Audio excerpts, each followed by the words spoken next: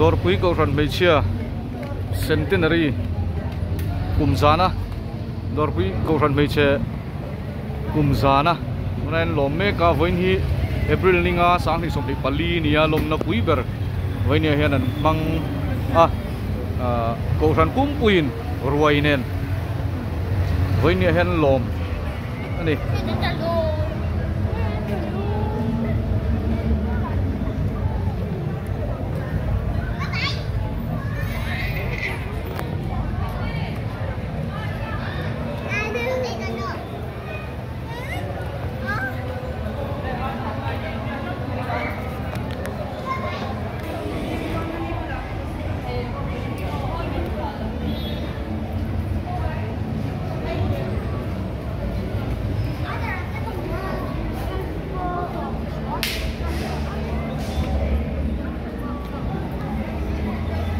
lalpa chan pol bu fai tha lai cha ni sang kha chakwa som hi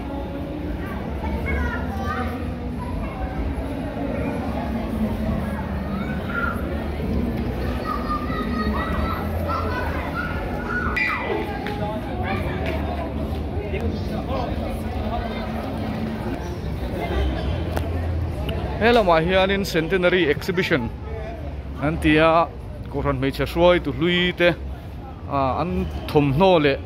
an Bible te le tarmit te thil chi hrang hrang thalak te an pho langa chulama chuanin kan kalang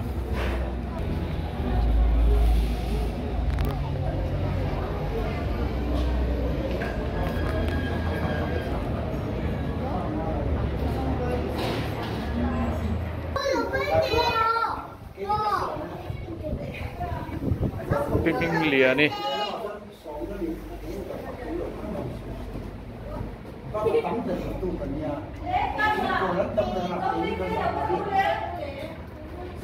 Bible aziak chuak veka ping liani hian hei hi akut ziak ani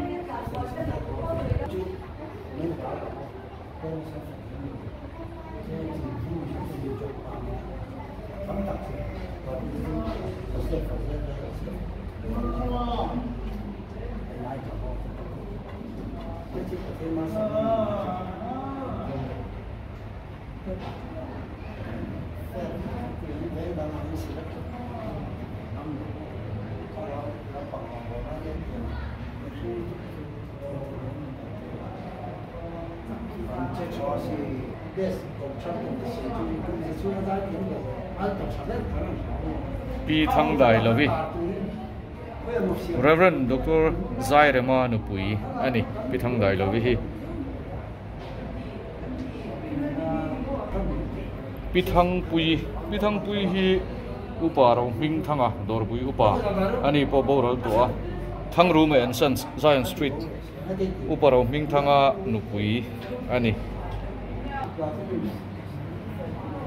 pi thang kimi ani hi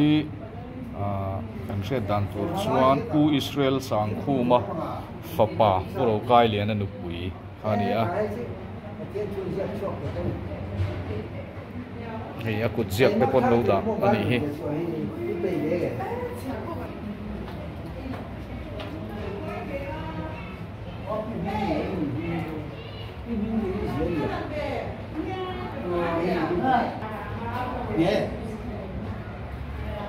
pichiang kung hi athalak om lo ni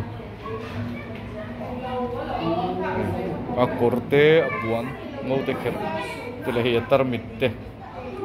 ania helayan pi zui moi bele thunga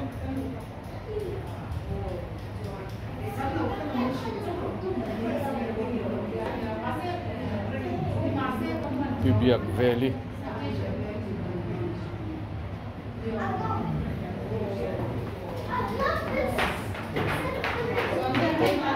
pilal moi Dawrpui Kohhran upa ar eng laya ani po boral to upa ar eng lai nu pui ani hei laphiar fung te po mani hi piro zingi ni hi upa ro kam lo vanu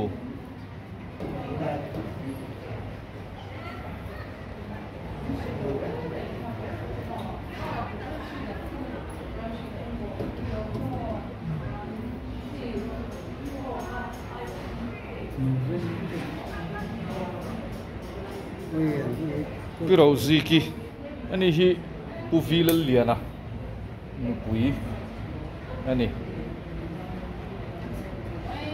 lai hian piram thangi hi mizo idol atanga kan riat sarai pi khani anu piram thangi hi bible chang thui deu a bai ha thina aril ru chak em ani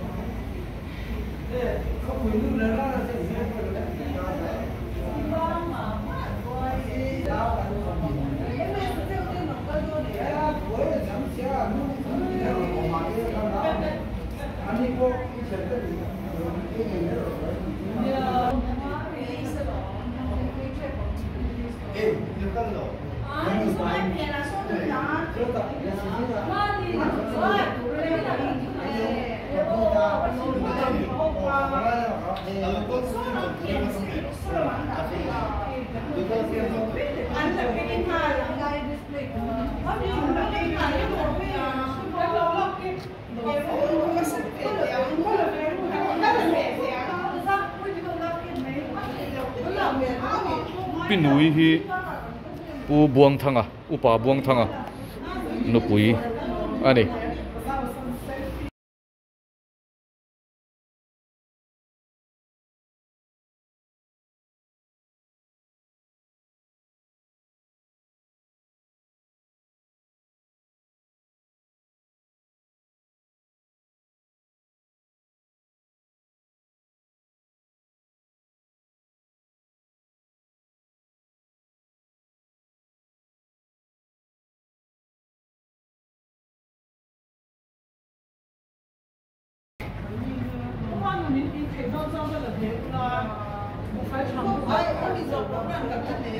hey typewriter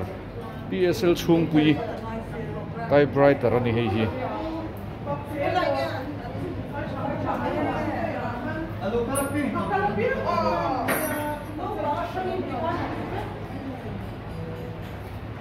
hey po typewriter pilai thuami typewriter ani pilai thuami hi Dawrpui Kohhran upa boral ta tho upa man kung anu pui ani pilai cha ni rin lian anu ani ani hi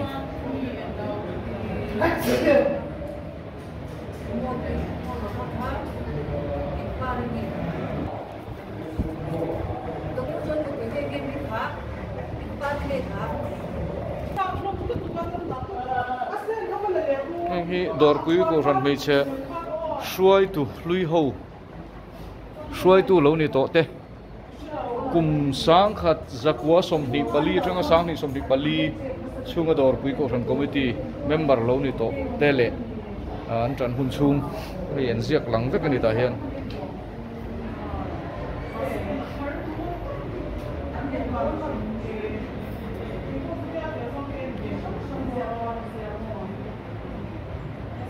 Melchiatin hunua lin ka ring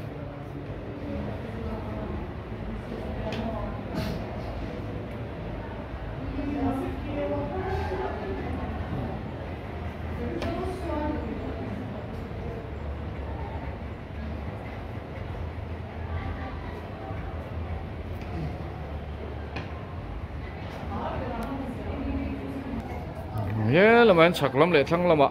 thalak le certificate poimo te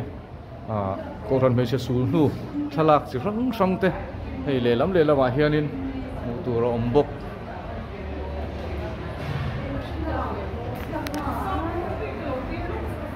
he lam hi ruai the na lam tur ani